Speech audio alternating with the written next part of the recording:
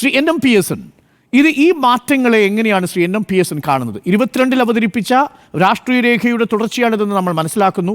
വൻകിട പദ്ധതികൾ വേണം, നമുക്ക് അടിസ്ഥാന വർഗത്തോടൊപ്പം തന്നെ മധ്യവർഗത്തെയും ഒരേപോലെ തൃപ്തിപ്പെടുത്തിയേ മതിയാകൂ എന്നുള്ളത് ഒരു തിരഞ്ഞെടുപ്പ് രാഷ്ട്രീയത്തിൻ്റെ ആവശ്യകതയായിട്ടാണോ താങ്കൾ കാണുന്നത്? ഇതല്ലാതെ മറ്റു മാർഗമില്ല എന്ന പാർട്ടി തിരിച്ചറിഞ്ഞിരിക്കുന്നുവെന്നാണോ? അങ്ങനെയാണെങ്കിൽ ഒരുപാട് വൈകിയോ? അല്ല, ഇത് നമ്മൾ ചർച്ച ചെയ്യുമ്പോൾ ഈ മാർക്സിസത്തിൻ്റെ കേരളത്തിലെ അതിൻ്റെ ഒരു പ്രാക്ടീസ് അല്ലെ അതിൻ്റെ പ്രയോഗം എന്ന് പറയുന്നത് എത്രമാത്രം പ്രസക്തമായിട്ടുള്ള രീതിയിലാണ് നിർവഹിക്കപ്പെട്ടത് എന്ന പരിശോധനയ്ക്കാണ് കൂടുതൽ പ്രാധാന്യം എന്നാണ് എനിക്ക് തോന്നുന്നത്. CP ജോൺ പറയുന്നത് ഈ മാറ്റം സ്വീകാര്യമാണ് എന്നുള്ളതാണ്. ശരിയാണ്. ഇതിൽ നിന്ന് വ്യത്യസ്തമായിട്ടുള്ള രീതിയിൽ പഴയ കാലത്ത് കമ്മ്യൂണിസ്റ്റ് പാർട്ടികൾ സ്വീകരിച്ചിരുന്ന, മുസ്തഫ തുടക്കത്തിൽ പറഞ്ഞ പോലെ 39 മുതൽ പാർട്ടി സ്വീകരിച്ചിരിക്കുന്നതായിട്ടുള്ള സമീപനങ്ങൾ അത് ഇന്ന് തുടരാൻ കഴിയില്ല എന്ന് എല്ലാവർക്കും അറിയാവുന്ന കാര്യമാണ്. പക്ഷേ 39-ൽ അത് ആവശ്യമായിരുന്നു. 39-ലെ കേരളം എന്ന് പറയുന്നത് മാറുന്നത് 39 മുതൽ 50 വരെയുള്ള കാലങ്ങളിൽ കേരളത്തിൽ നടന്ന അത്യുജ്വലമായിട്ടുള്ള പോരാട്ടങ്ങളുടെ ഫലമായിട്ടാണ്. അത് ചോര ചിതറിയ പോരാട്ടങ്ങൾ തന്നെയായിരുന്നു, ഒരു തർക്കവും ആ കാര്യത്തിലില്ല. ആ പോരാട്ടങ്ങൾ ആ കാലത്ത് ആവശ്യമായിരുന്നു. ഓരോ കാലം മാറുന്നതിനനുസരിച്ചിട്ട് രാഷ്ട്രീയത്തിൻ്റെ സ്വഭാവ സവിശേഷതകൾ മാറും. അതിനെ പൂർണ്ണമായിട്ട് ഉൾക്കൊണ്ട് അതിനനുസരിച്ചിട്ട് മാറിയില്ല എങ്കിൽ ആ പ്രസ്ഥാനങ്ങൾക്ക് നിലനിൽക്കാനായിട്ട് കഴിയുകയില്ല എന്നുള്ളത് വളരെ പ്രധാനപ്പെട്ട കാര്യമാണ്. CP ജോൺ സൂചിപ്പിച്ച് 10% വോട്ട് ഇന്ത്യയിലാകമാനം ലഭിച്ചിരുന്ന ഒരു കാലം കമ്മ്യൂണിസ്റ്റ് പാർട്ടികൾക്കുണ്ടായിരുന്നു. ആ കാലത്ത് വലിയ സ്വപ്നങ്ങളുണ്ടായിരുന്ന ആ സ്വപ്നങ്ങളാണ് പാറയ്ക്കും ചെങ്കൊടി ചെങ്കോട്ടയിലും എന്ന മുദ്രാവാക്യം. ഞങ്ങളും ഒക്കെ എല്ലാവരും CP ജോണിൻ്റെ ഒപ്പം നടന്ന് ഞാനതൊക്കെ വിളിച്ചിട്ടുള്ളൊരു കാര്യമാണ്. ശരിയാണ്. പക്ഷെ കാലം മാറുന്നതിനനുസരിച്ചിട്ട് ഈ കമ്മ്യൂണിസ്റ്റ് പാർട്ടിയുടെ ഒരു സ്പിരിറ്റ് ഉണ്ട്. ആ സ്പിരിറ്റ് എന്താണ് എന്ന് ചോദിച്ചാൽ, നമുക്ക് നമ്മുടെ ജീവിതത്തിൽ ഏറ്റവും കൂടുതൽ സമത്വപൂർണ്ണമായിട്ടുള്ള രീതിയിൽ ജീവിക്കാനായിട്ട് ഉള്ള പരിശ്രമം, ആ പരിശ്രമം എന്ന് മാത്രമേ ഞാൻ പറയുന്നുള്ളൂ. സമത്വം എന്ന് പറയുന്നത് എക്കാലത്തും അസാധ്യമായി തന്നെ നിൽക്കുകയായിരിക്കും. അതേപോലെ അനീതി എന്ന് പറയുന്നത് എക്കാലത്തും അനീതി ഉണ്ടാകും, പക്ഷേ അതിനെ എത്രമാത്രം കുറക്കാനായിട്ട് കഴിയും.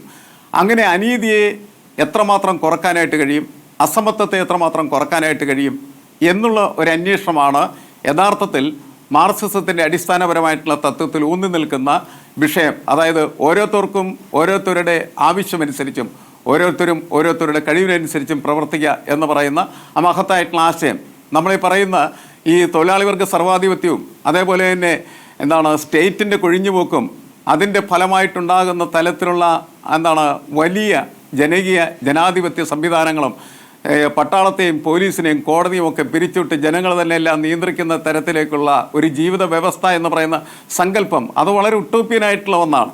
നമ്മൾ ജീവിക്കുന്ന കാലഘട്ടത്തിൽ നമുക്ക് കൃത്യമായിട്ട് അറിയാവുന്നൊരു കാര്യം, നമ്മളുടെ ചുറ്റുപാട് നിലനിൽക്കുന്നതായിട്ടുള്ള അനീതികൾക്കെതിരെയും അസമത്വത്തിനെതിരെയും അതേപോലെ അഴിമതിക്കെതിരെയും എങ്ങനെ ഒരു പാർട്ടി എന്ന നിലയ്ക്ക് കമ്മ്യൂണിസ്റ്റ് പാർട്ടിക്ക് പ്രവർത്തിക്കാൻ കഴിയും എന്ന അന്വേഷണമാണ്. ആ അന്വേഷണത്തിൽ ഇത്തരത്തിലുള്ള നയംമാറ്റങ്ങൾക്ക് പ്രസക്തിയില്ല എന്ന് പലപ്പോഴും നമുക്ക് തോന്നിയിട്ടുള്ളൊരു കാര്യമാണ്. നയംമാറ്റം എന്ന് പറഞ്ഞാൽ എന്താണ്? നയംമാറ്റം എന്ന് പറയുന്നത് ഇവിടെ സംഭവിച്ചിട്ടുള്ളത് മുതലാളിത്ത പാതയിലേക്ക് പഴയ കാലത്ത് ഇവർ വിശേഷിപ്പിച്ചിരുന്ന റിവിഷനിസത്തിലേക്ക് ഒക്കെ ഉള്ള കൂടുകയറ്റങ്ങൾ തന്നെയല്ലേ. കമ്മ്യൂണിസ്റ്റ് പ്രസ്ഥാനങ്ങൾക്ക് ചെയ്യാവുന്നൊരു കാര്യം എന്താണ്? അധസ്ഥിതരായിട്ടുള്ള മനുഷ്യർക്ക്, ദാരിദ്ര്യമില്ലാത്തൊരു കേരളത്തെക്കുറിച്ച് സങ്കല്പിക്കുന്നു നയരേഖ എന്നാണ് പറയുന്നത്.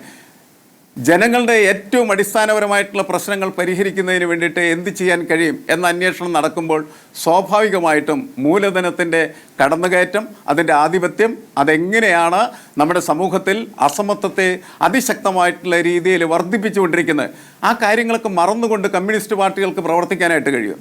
പുതിയ നയരേഖ എന്ന് പറയുന്നതിൻ്റെ അടിസ്ഥാനപരമായിട്ടുള്ള കാഴ്ചപ്പാട് എന്താണ് അതിന്റെ വർഗ്ഗബോധം? ഞാനത് മനസ്സിലാക്കുന്നത് ശ്രീ NMPSN തെറ്റുണ്ടെങ്കിൽ അങ്ങേക്ക് തിരുത്താം. അടിസ്ഥാന വർഗത്തിന്റെ ക്ഷേമ പദ്ധതികൾ നിലനിർത്തുന്നതിനോടൊപ്പം ഇന്നിപ്പോൾ പാർട്ടി സെക്രട്ടറി പറഞ്ഞൊരു വാചകം ഞാൻ ശ്രദ്ധിക്കുകയായിരുന്നു.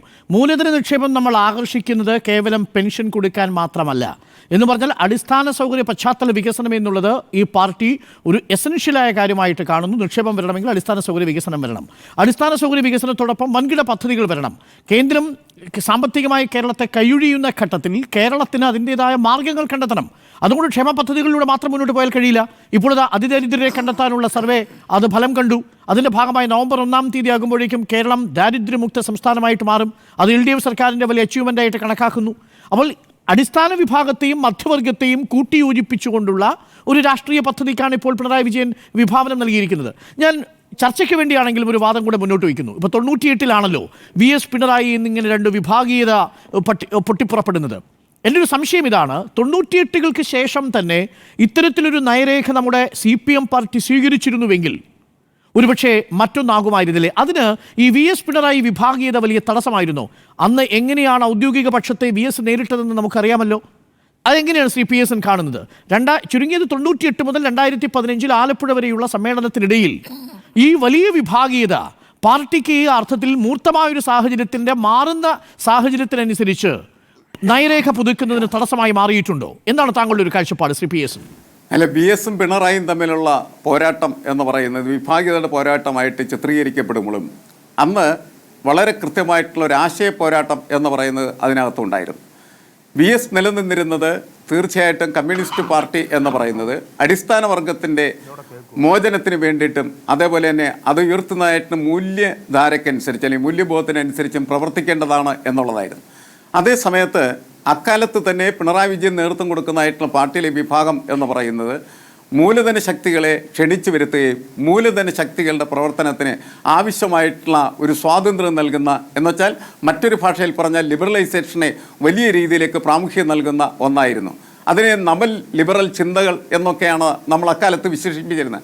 ആ നവൽ ലിബറൽ ചിന്തകളെ സമ്പൂർണ്ണമായിട്ടുള്ള രീതിയിൽ സ്വാധീനിക്കുകയും അതിൻ്റെ അടിസ്ഥാനത്തിൽ മുന്നോട്ട് പോവുകയും ചെയ്യുന്ന ഒരു പാർട്ടിയാണ് എങ്കിൽ ആ പാർട്ടിക്ക് എങ്ങനെയാണ് കേരളത്തിൽ പ്രവർത്തിക്കുന്നതായിട്ടുള്ള കോൺഗ്രസിൽ നിന്നും കേരളത്തിൽ പ്രവർത്തിക്കുന്ന BJPയിൽ നിന്നും വ്യത്യസ്തമായിട്ടുള്ളൊരു സാമ്പത്തിക കാഴ്ചപ്പാട് ഉണ്ടാക്കാൻ കഴിയുക എന്ന ചോദ്യം വളരെ പ്രസക്തമായിട്ടുള്ള ഒന്നല്ലേ? അടിസ്ഥാന വർഗത്തെ ഒരേ സമയം ഒരേ കൈകൊണ്ട് ക്ഷേമ പെൻഷൻ വഴി താങ്ങും, മറ്റു സൗകര്യങ്ങൾ കൊണ്ട് കൊടുക്കും. ആശാവർക്കർമാരുടെ വിഷയം അവിടെ നിൽക്കുന്നു, അത് നമ്മുടെ ചർച്ചാ വിഷയം ഇപ്പോൾ അല്ലാത്തതുകൊണ്ട് ഞാൻ അതിലേക്ക് പോകുന്നില്ല. പക്ഷേ എങ്കിൽ പോലും അവർ വാഗ്ദാനം നൽകുന്നു. അടിസ്ഥാന സൗകര്യ വികസനം ഒരു ഭാഗത്ത്, അടിസ്ഥാന വർഗത്തിൻ്റെ താല്പര്യം മറുഭാഗത്ത്. ഇത് രണ്ടും ബാലൻസ് ചെയ്ത് കൊണ്ടുപോകുക എന്നതാണ് പാർട്ടിയുടെ ലൈൻ. PSN അല്ല, പൊതുവെ തീർച്ചയായിട്ടും അംഗീകരിക്കാവുന്ന ഒരു ലൈൻ എന്ന് പറയുന്നത് അടിസ്ഥാന വർഗത്തെയും അതേപോലെ തന്നെ സമൂഹത്തിൻ്റെ അടിത്തട്ടിൽ കിടക്കുന്നവരെയും അവരുടെ ജീവിതത്തെ അല്പമെങ്കിലും മെച്ചമാക്കി വളർത്തിക്കൊണ്ടുവരുന്ന ഒരു സമീപനം സ്വീകരിക്കുന്നതിനോടൊപ്പം തന്നെ ഈ മൂലധന വികസന പ്രവർത്തനങ്ങളുടെ ഭാഗമായിട്ട് പാർട്ടി പ്രവർത്തിക്കാൻ കഴിയും. അവിടെ VS പിണറായിയുടെ ആശയത്തിന് മാറുന്ന പാർട്ടിയുടെ ആശയത്തിന് ഒരു തടസ്സമായിരുന്നോ എന്നുള്ളതാണ്. ഞാൻ തിരിഞ്ഞു നോക്കുമ്പോൾ VSനെ ക്രിട്ടിക്കലായി കാണേണ്ടതുണ്ടോ ഈ നവകേരളത്തിന്റെ പുതുവഴികൾ എന്ന രാഷ്ട്രീയ രേഖയുടെ പശ്ചാത്തലത്തിൽ? അല്ല, ഒരിക്കലും അങ്ങനെ ക്രിട്ടിക്കലായിട്ട് കാണേണ്ടതില്ല. കാരണം ഞാൻ പറഞ്ഞോട്ടെ, ഒരു വാചകം കൂടി പറഞ്ഞോട്ടെ. VS അന്ന് അത്തരത്തിലുള്ള കാര്യങ്ങൾ ഉയർത്തുന്ന സമയത്ത് അതിന് സംവാദാത്മകമായിട്ടുള്ള സ്വഭാവം ഉണ്ടാക്കാനായിട്ട് കഴിഞ്ഞിരുന്നോ? VS മിണ്ടാതിരുന്നെങ്കിൽ എന്താണ് സംഭവിക്കാൻ പോകുന്നത്? അപ്പുറത്ത് നമ്മൾ മുന്നോട്ട് വെക്കുന്നതായിട്ടുള്ള ആശയങ്ങളെക്കുറിച്ച് സംസാരിക്കാനോ ആ സംസാരത്തിന്റെ അടിസ്ഥാനത്തിലുള്ള ചർച്ചകൾ മുന്നോട്ട് കൊണ്ടുപോകാനോ ഒരു സാധ്യതയും ഉണ്ടാകുമായിരുന്നില്ല. ഇന്ന് ആ സാധ്യതകൾ മുഴുവൻ അടഞ്ഞുപോയി കഴിഞ്ഞിരിക്കുകയാണ് ചെയ്യുന്നത്. ശരി.